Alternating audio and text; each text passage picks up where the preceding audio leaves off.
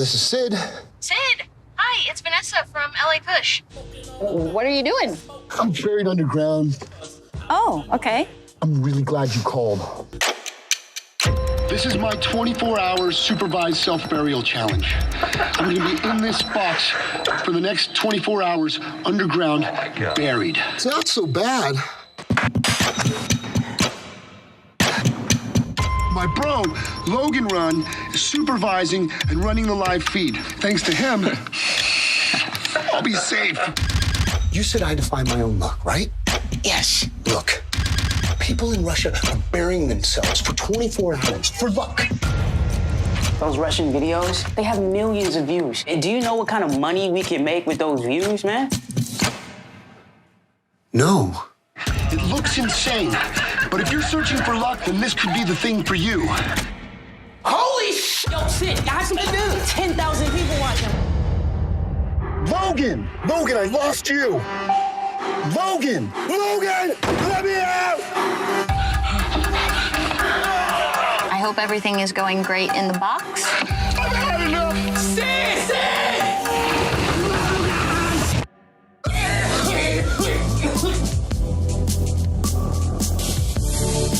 What kind of a name is Challenger? That's my handle. So what do you do? I'm a small commodities trader. Really? Let's go!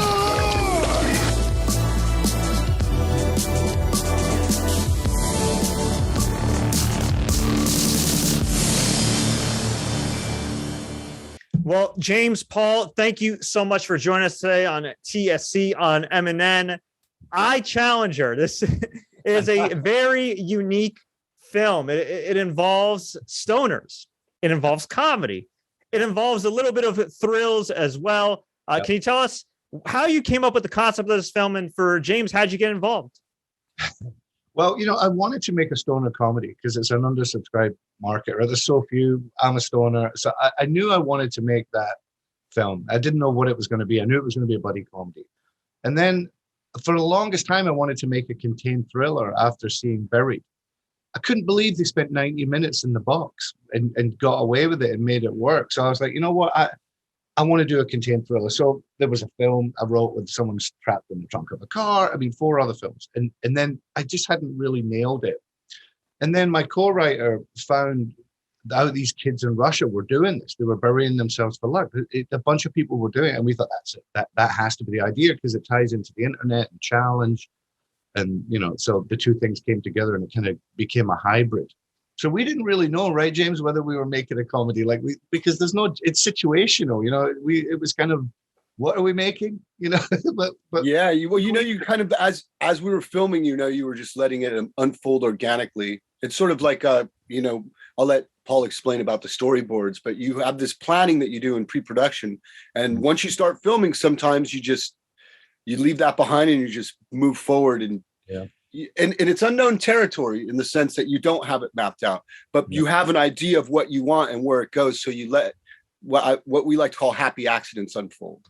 Yeah, I storyboarded the film, 2 books, every scene. It was, and then we didn't bring them out on the set because I just knew instinctively I wanted to kind of rock and roll it and trust my instinct on the day. Like Werner Herzog says, storyboards are for cowards. I've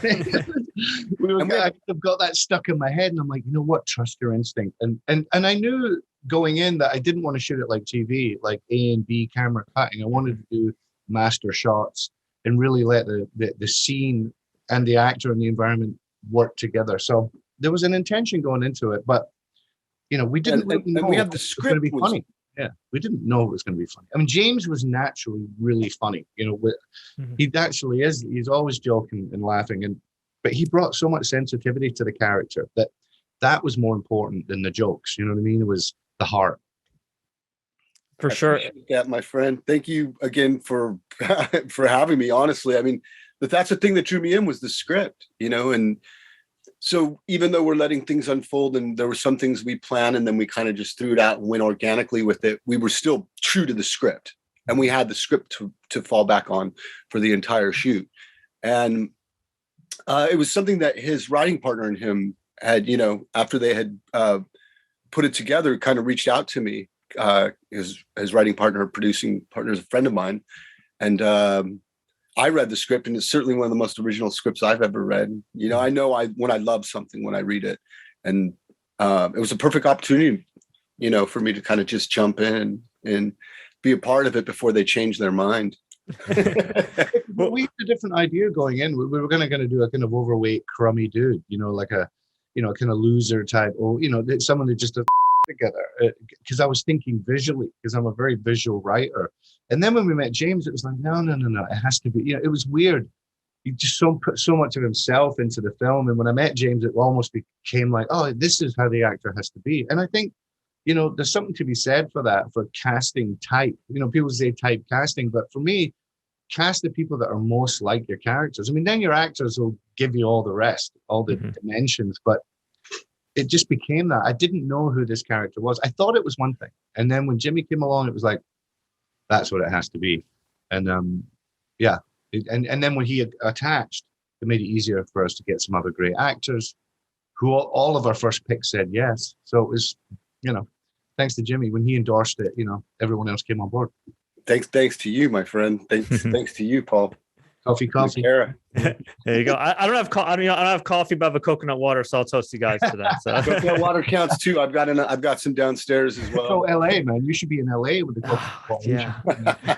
Soon. It's getting a little cold here. So definitely soon. One thing I really liked about the film too, and granted, I did watch the trailer before. I did read the press release and synopsis, just kind of get a good idea before I cover this film. Yeah. It's like, even then, when I'm initially watching it, you do get the sense that this is just like a stoner comedy. I'm not saying that lightly. I was enjoying it, but you forget that, holy crap, not to give too much away, this kind of takes a really dark turn. I'm assuming that was a deliberate, right? For people to be watching this cold and then all of a sudden like, wait, holy crap, this ain't the film I thought it was. Yeah.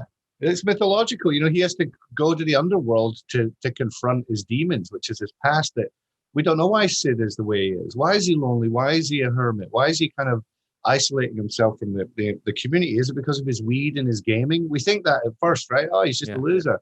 He even says it himself. You know, I'm a loser. You know, I call myself challenger because I never win. So his point of view on himself is the problem. You know what I mean? But it comes from the past. So as the film goes on and we're judging it on a surface level, the onion peels back and we begin to go, oh, actually, there's more going on. And then that's why it's a hybrid, because you're taken into this dark place, but by someone who hopefully at that point in the film you actually care about. Because in the beginning you don't. You're like, who is this guy selling weed? He's not necessarily a nice person, and that's deliberate too. And as you watch the film, we see that people like him. We see he's a good person, and then we care about him. And then he's put into a predicament, ordinary person in extraordinary circumstances. For sure. And the one thing I really like too is just seemed like everybody, especially James, you and Coy had a lot of chemistry on screen. Did that kind of develop naturally? Did you know each other prior to the film? How did it kind of all play out? It developed naturally and organic. And to be honest, it was quite immediate when we sat down, even for the read through for the first time. It was already there. And that's a testament to Coy, you know, being a fantastic actor as well. He was great to work with. I think, you know, one of my favorite things about working with really great actors is they bring out the best in you. And so Coy really did bring out the best in me. And, you know, when you have an experience like that, that's something, you know, I'm extremely thankful for. You know, the same thing can be said for the other actors as well. You know, and I mean, everybody across the board, I was impressed with everybody I worked with. I was humbled by the people I worked with everyone, you know, from Margaret Cho, and I've worked with her in the past, but not to this extent. Mm-hmm. So everyone from, you know, Margaret Cho to Tina Mancherino to Jerry Bednob and Dave Fairch, and, you know, even the stoner kids coming by to visit me. I thought they were great. There was a vision for every character. You know what I mean, Jimmy? Remember going in, we weren't like random, like, oh, who should this be? Like, it was very specific. That made it easier, I think, because it really did. And, you know, and Coy Stewart's character is like the anchor for Sid. You know, they kind of straight man, they it's not even necessarily that they play off each other, but they're really kind of opposites. But inside, they're not. They're really have a lot more in common than it seems, and that's what ties them together. And then they end up bringing the best out in each other. which I felt is what we did as actors as well. So that's where it became organic and natural. Yeah. Yeah, and as far as the filming of this movie, was it all throughout the pandemic? And were there any challenges that you guys ran into if that was the case? No, it was before the pandemic, right before it, and all the post was through the pandemic, and all the live stream stuff was during the pandemic, because we originally were going to shoot vignettes of people watching all over the city, you know, someone in their car, and then it became, no, let's make that a surface, you know, of faces, kind of like how we're doing right now. It just seemed more relevant to bring it up to present day, and it ended up allowing us to incorporate 100 of our friends and all the people we know. You know, it just personalized the movie so much, right, James? It was kind of like it was like a light bulb went off. It's like, oh my God. Well, you know, it's genius that you came up with that, because that's again those happy accidents where one of the things I've learned in all the years of making movies is it's not how well, again, like we were talking about earlier, how well you plan things out, but how you deal with things as they unfold that you didn't foresee. Sure. And so one of them is being thrown into lockdown and having an idea of taking a second unit and shooting all these people around town, like Paul was saying. And instead you get this visual medium that we didn't imagine. None of us imagined before, that Paul came up with. It was brilliant, I think, that you can see in the trailer. Where you do see 100 people on screen, because this is the world that we live in now. Yeah. That's what was happening everywhere on the news. It was just the way we were communicating with everyone. And it just was like, whoop, that's how you have to do it. And it simplified it in some extent. It made it a little bit more complicated for the editor. 100 layers of, you know, in editing. But yeah, it was a great thing. And I was a little concerned because I'm like, well, it kind of breaks the wall of a movie. It suddenly becomes something different. But because they dive into a live stream, I just figured we were in the computer. You know, we were kind of, and that's a very symbolic thing that runs through the film without giving it away, what the laptop represents, you know, in the end of the movie. It's kind of, you know, it's man and machine, really. You know, he's part of it. Yeah, cyborg, Jimmy. Yeah, I really like how the film too is kind of like, it has a real modern take and everything. And you mentioned you're a stoner, of course, you're familiar with kind of that culture and everything else. But you know, a lot of times with certain movies, certain TV shows, certain productions, right? They try to be hip, and you could tell they're trying. Whereas this one, it's like, it's just very topical, right? It involves stoner culture. It involves gaming. It involves kind of like the world we live in and the obsession with, going viral and the latest trends and everything else, no matter how ridiculous they seem on the surface. And of course, in his film and execution as well. So for you guys, did you have any kind of consulting, or was it just like your own research, or did you have anybody that was, I don't want to say Gen Z, but somebody that kind of smartened you up and said, hey, this is what's going on in TikTok or in Russia or on YouTube that maybe you should apply to the film? You know, I have a 20-year-old daughter and a 28-year-old son. So it's them. I see it, and they're both on social media. They're both, one's a big influencer. So I saw all that. I saw it happen from the beginning and ground up. And kind of, it's more the obsession with identity the film deals with, because Coy and James are both have alter egos online that don't represent kind of who they are. You know what I mean? Coy's like, says he's 18, 19. He's like 15, James is presenting himself as someone different. And Coy even says Logan says at one point in the film, I don't need a friend in real life. That's really the thing. It's like, wow, we've become so disassociated through the technology, but the technology also allows us to connect in different ways.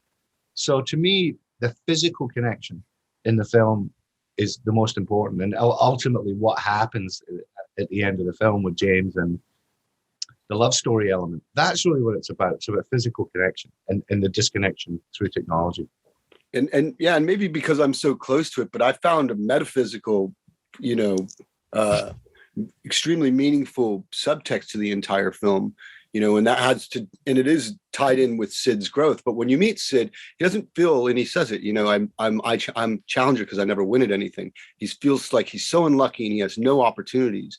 And so that's how life appears to him, even though Tina's character, for example, already gave him her number and he doesn't remember. So he just wants to be loved and accept, and he's getting it and he doesn't see it coming his way because he feels, because of the way he sees himself in the world. And that is tied into this idea of feeling unlucky. So when he starts to take these opportunities, as crazy it is burying himself underground, part of the shift that happens, is when you start to believe that you're lucky, that you do have opportunities. That's when the opportunities in your life do appear. And it's not that they were magically manifested all of a sudden. It's that they were always there, but if you're close to them, you just can't see them. Yeah. And I thought that underlying current of the movie and in the script was like so much. I mean, it really is, to me, the heart of the movie, because it sends this message to people as well. It's like, perseverance and opportunity, you got to take advantage of this. If you can do those things, you can turn your life around. And sometimes you don't have to look any further for that than inside yourself. Yeah. It's like I have a phrase that's called, you gotta want to, you know what I mean? And it's true. You gotta want it, with regards to anything. And like this film, the reason we made it on a micro budget for no money in 12 days is because we wanted to do it. Do you know what I mean? There was like, at this point for me, as a filmmaker, I've been doing it so long, like I'm not waiting for studios anymore. I'm just going to make my own films. And even if I have to make them for $10, that's the way forward for me. And hopefully that will be what grows our personal community and we can make bigger films. But at this point, there's no stopping that. And that was the whole concept of iChallengers. We're going to write the script. We're going to do it. We set a date, right? Before we even had a script, Jimmy, writer and I set a date and said, this is what we're going to do. And that was great to have a target to work towards. And a cap of a budget going, we have to make it work for this. So, necessity is the mother of invention, right? You just find a way if you want it, you got to want it. Definitely. And much respect to you, Paul. For those that don't know, you've not only done films before, but of course, a number of music videos. I mean, you've worked with Seal, Shania Twain, Sting, Lenny Kravitz, the list goes on and on, Mick Jagger, Celine Dion. I mean, just an incredible background, incredible resume. So much respect to you. But I would assume that with that background, you bring kind of a unique flavor to the film side of things. So how do you feel like your approach is different compared to other directors that maybe just came up in film and TV? And for James, what was it like working with Paul, whose primary background has been in music videos, going to film now?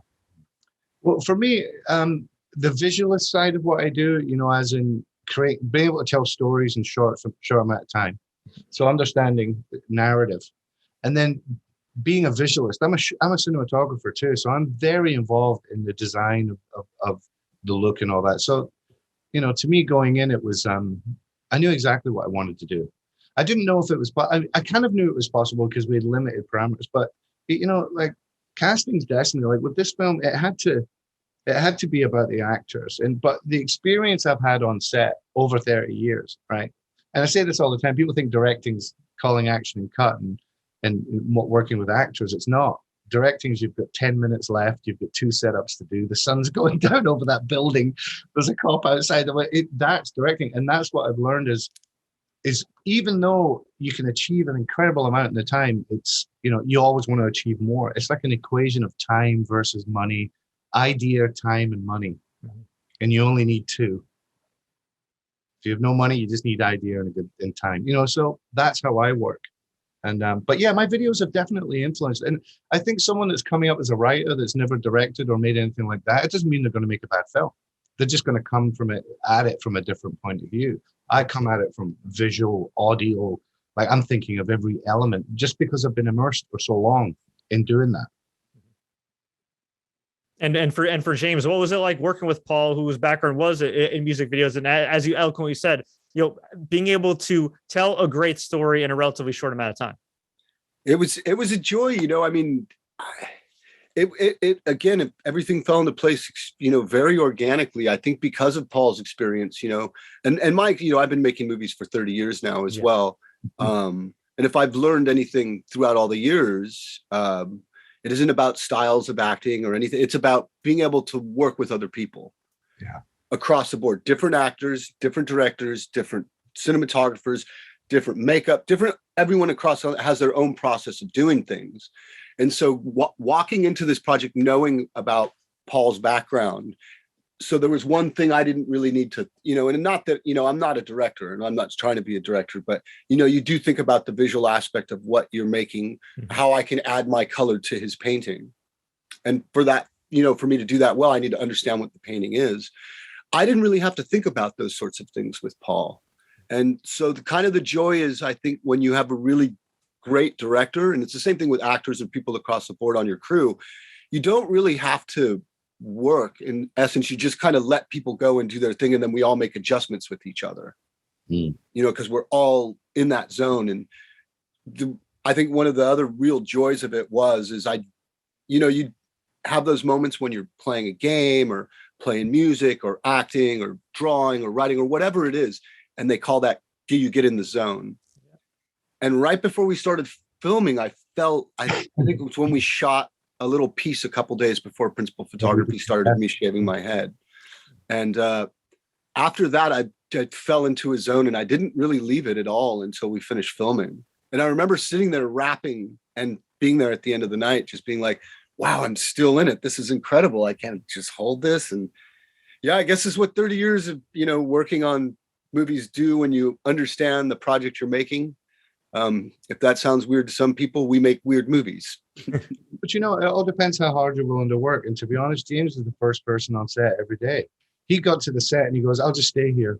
I want to be in character. Whole method. Like, it was amazing. He became Sid. It was just, it was great to see. It really was. Definitely. You guys definitely did a fantastic job, James, as Sid, especially. Obviously, what you were doing was clearly working, and hopefully everybody will check it out on demand on DVD January 11th. Before we go, we always like to ask all our guests some kind of random rapid fire questions just for fans to get to know them better. Are you guys ready? Yeah. Ready. Favorite late night snack? Pistachios. Huh? Yeah, it would have to be cookies. All right. Besides James, all-time favorite actor. This goes for both of you guys. That's a tough one.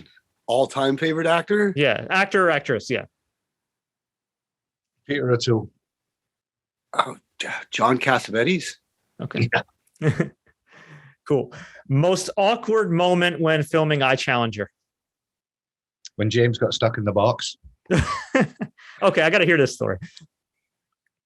I was gonna say the tunnel scene. Crawling through the tunnel. No, when you get stuck in the box, when we were in the set, usually one side of the box was open. But when we were doing the GoPro footage inside, we closed the box and then we put a little sandbag on top.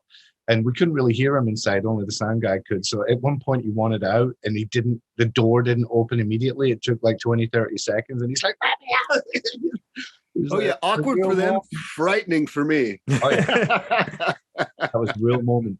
But we got him out of there, and 10 minutes later he was back in with a smile. Oh yeah, it was fun.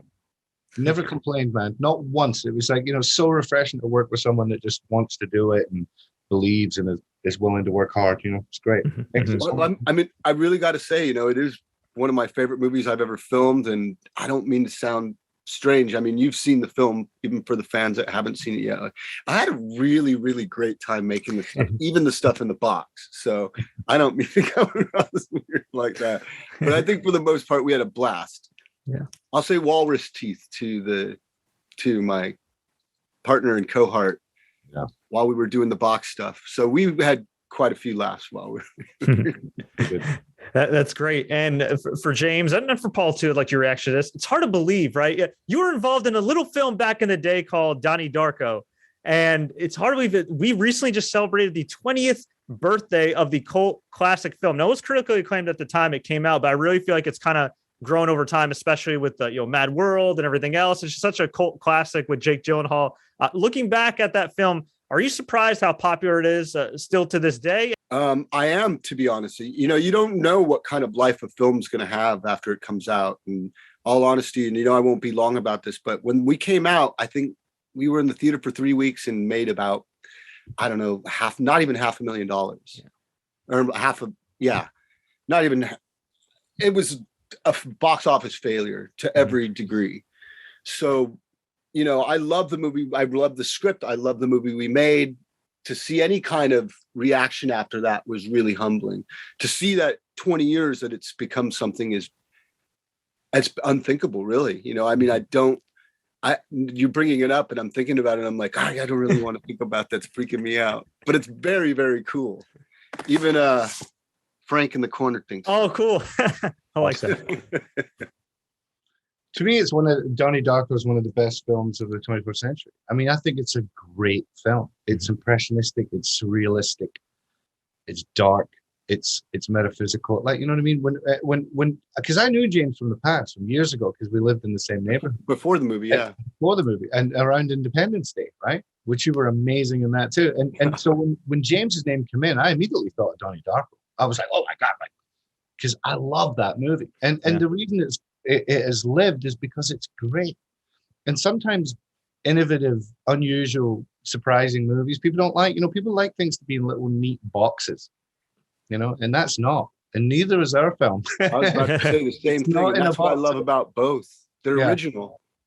When I read the script for Donnie Darko, with no context back then, especially, to me, which my favorite thing growing up was the original Twilight Zone, Rod Serling's Twilight Zones. You didn't have to explain everything all the time, but yet you felt it and you know what it meant almost always, at least to you.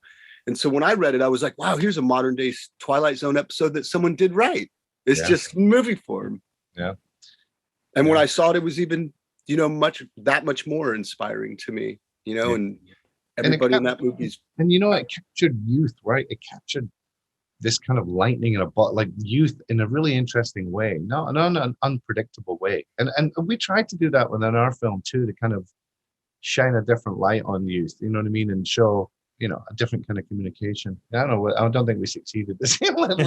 I would like to think of this maybe in 20 years, Jimmy. I would like to think of us, at least now, it'll be much more common then, but an underrepresented population. That's what I would like to say. Yeah, definitely. There's a lot of us out there. Yeah.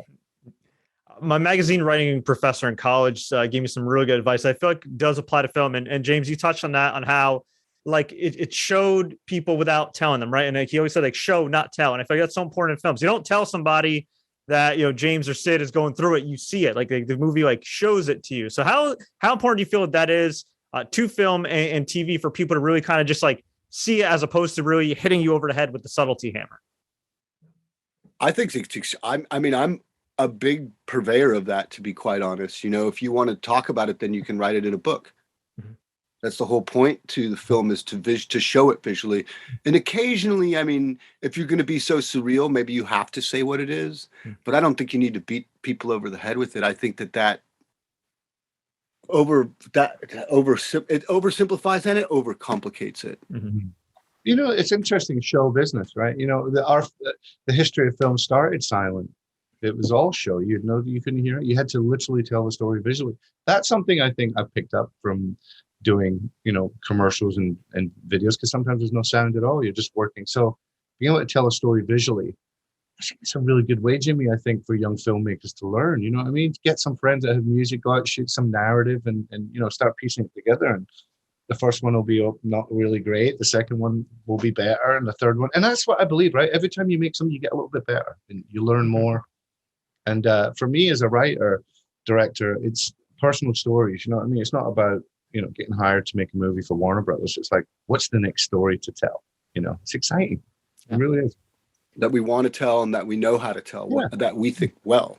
Yeah. And we don't need millions of dollars to do it. We can just go out and do it. Love it. What's the best piece of advice that you gentlemen can give for success? Perseverance. Not giving up.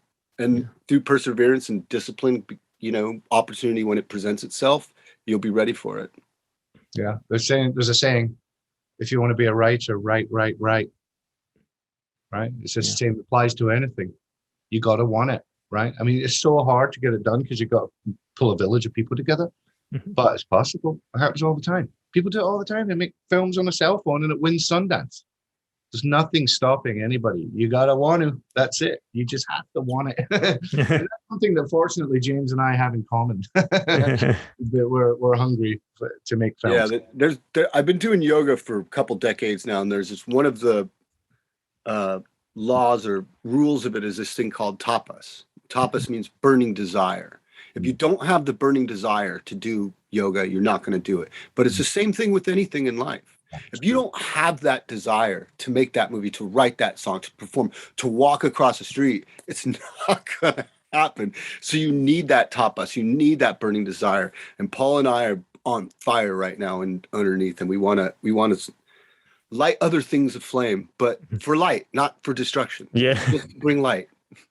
Well said, Jimmy. Very well said, gentlemen. I really do appreciate the time. Of course, Challenger, January 11th, available video on demand and DVD. But before we let you go, in one line or less from each of you, why should people check out I Challenger? You know, in these dark times where there's so much stress and negativity and judgment going on, dive into our film. You will have a laugh. You'll have fun. You'll be taken on a journey, and you'll get to witness the creation of love. You know what I mean? Which is what the film's about. It's about connection, and you know that's the message we want to put out there. Yeah, it's a wonderful film, you know, especially for our stoner friends out there. Think of it like when you first smoke and then you feel really good. And then all of a sudden it gets kind of dark and like thriller again. And then you overcome that and then you feel the light and the happiness again. That's like our movie. Well said, Jimmy. It's a wonderful trip. Definitely. I can concur if I do say so myself without giving too much away. Check it out. I Challenger, January 11th. And where can fans find you guys online? Facebook, Instagram at Paul Directs, and Facebook under my name. But we're just starting to build the online website and all that now. We're just getting going. Cool. But yeah, we're on socials. Yeah, and you can find me on Twitter and Instagram at Real James Duval.